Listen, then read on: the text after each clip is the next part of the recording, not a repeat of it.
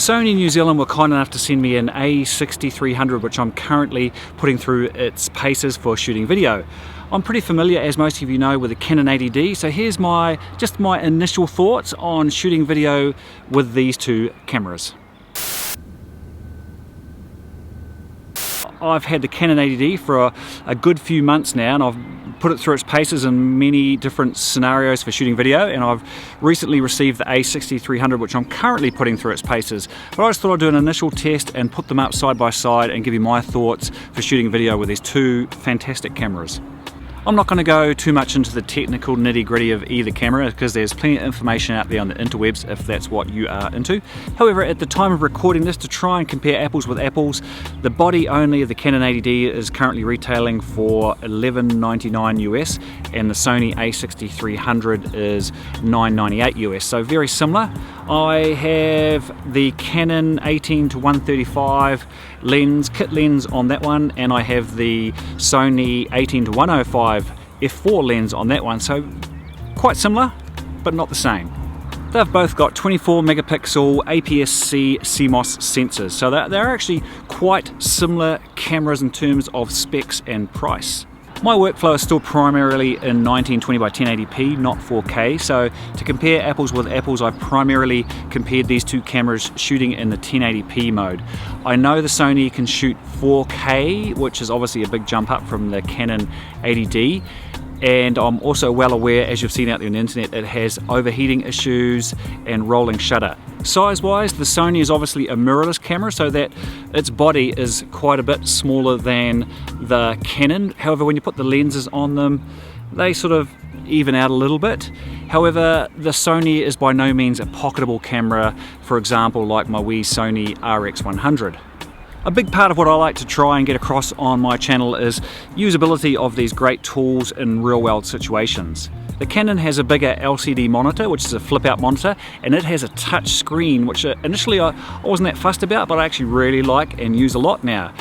The Sony, for some reason, Sony hasn't introduced touch screens on their cameras as yet, and I'm not sure why, because I think it's actually a fantastic tool to aid you when shooting video. The Sony does, however, have an optical viewfinder which you can use on bright days, which is a plus when you're shooting outside in bright conditions. For the purposes of my test, as I said earlier, I shot them both in the 1920 by 1080p HD mode. I used the Canon in its neutral color profile and the Sony in its PP3 profile, and they produced surprisingly similar results, as you'll see here in these images. It was quite hard to pick the difference between the two. However, obviously where the Sony will kick the Canon's butt is that it can shoot in 4K and that it can shoot higher frame rates. The Canon, for example, can only shoot 50 or 60 frames depending on the country, the PAL or NTSC country you're in, high-speed recording, whereas the Sony can jump up to 100 or 120 frames a second, which is, if slow-mo is important to you, then the Sony is a no-brainer. Once you get used to the Sony menus, which can be a little bit daunting at first, it has a lot of menu functionality that you can change.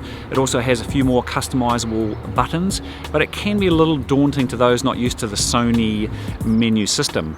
Low light shooting, the Sony has it over the Canon, where you can push it quite comfortably up to 6400 ISO, whereas the Canons, realistically, as soon as you get over 1250 to 3200 ISO on the Canon 80D, you're starting to stretch it a little.